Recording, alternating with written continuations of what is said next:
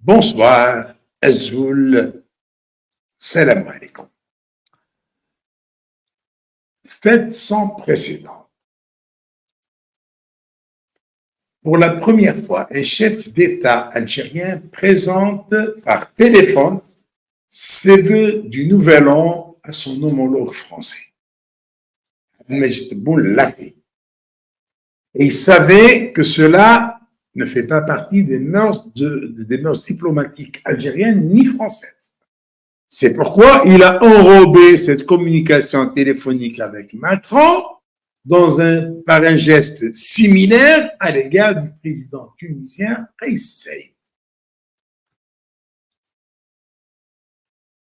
En appelant Emmanuel Macron pour lui présenter ses vœux pour le nouvel an 2024, Tebboune avait une idée derrière la tête. Relancer le projet de sa visite en France, comme d'ailleurs ça a été souligné dans le communiqué de la présidence de la République, puisqu'ils disent que les deux hommes ont évoqué la visite de Tebboune à Paris. Eh bien, c'est une visite que l'Élysée semble avoir classée une fois pour toutes. Elle est reléguée au calendrier grec et après les cycliques crises provoquées par Alger et surtout l'annulation en dernière minute de la visite qui était programmée le 2 mai dernier, les Français ont mis une croix sur cette visite.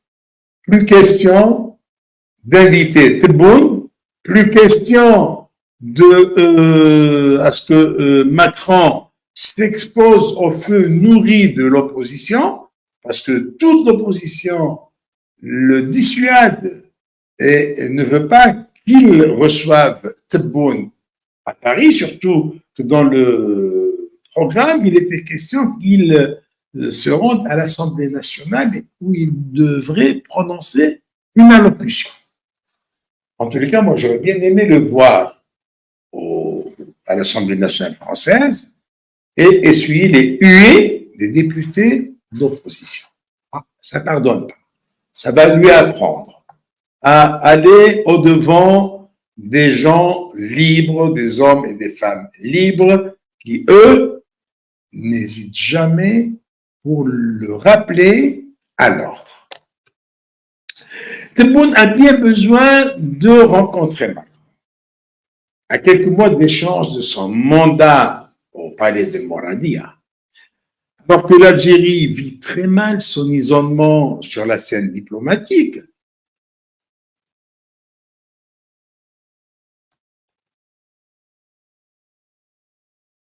il est vital pour l'Algérie de se repositionner sur l'échiquier international, en comptant sur un coup de pouce français, évidemment. Tebboune cherche à montrer aux décideurs de l'ombre, vous savez de qui je parle, qu'il jouit de la sympathie du locataire du palais de l'Élysée et qu'il est le seul capable de relancer les relations algéro-françaises marquées par une fraîcheur qui n'arrange guère les affaires d'Alger. Tebboune entend bien s'imposer comme l'interlocuteur algérien incontournable et le mieux écouté à Paris. C'est du moins ce qu'il croit. En ces temps de disette, les dirigeants algériens ont bien besoin d'une bouée de sauvetage au moment où tout est bloqué, notamment avec la France. Même les ponts entre services secrets des deux pays sont coupés. D'ailleurs, à force de tirer sur la corde, les Algériens l'ont cassé, laissant entendre un ancien pensionnaire de la piscine, le siège de la direction de la sécurité extérieure française. Et un observateur averti des relations algéro-françaises rajoute, de son côté, Macron a vaillamment résisté face aux opposants à sa politique algérienne. mais n'ayant rien obtenu d'Alger, il a fini par tout laisser tomber. Et maintenant, c'est Tebboune qui lui court après.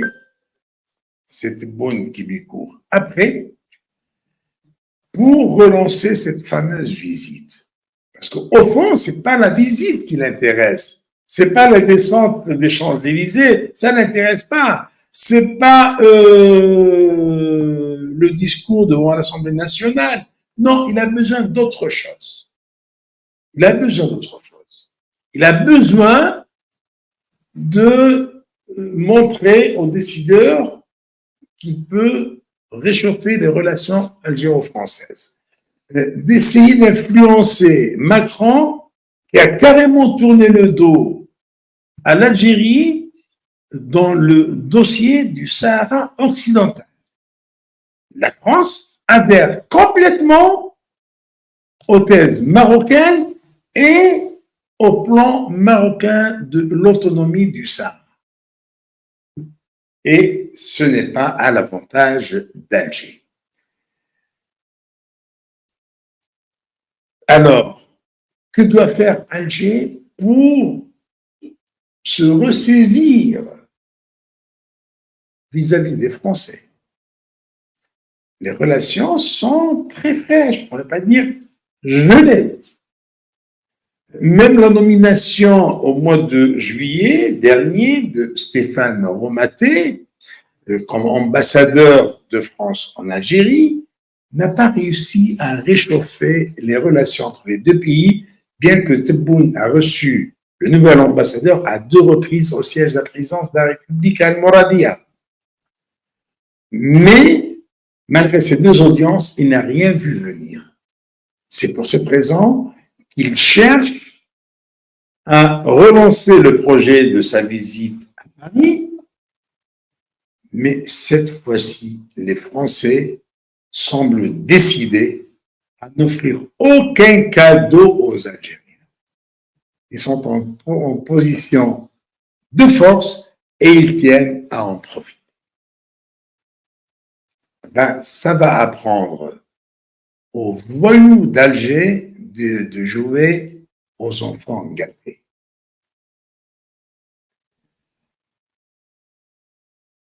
Voyons maintenant ce qu'a été l'année 2023 pour le régime algérien, après le régime.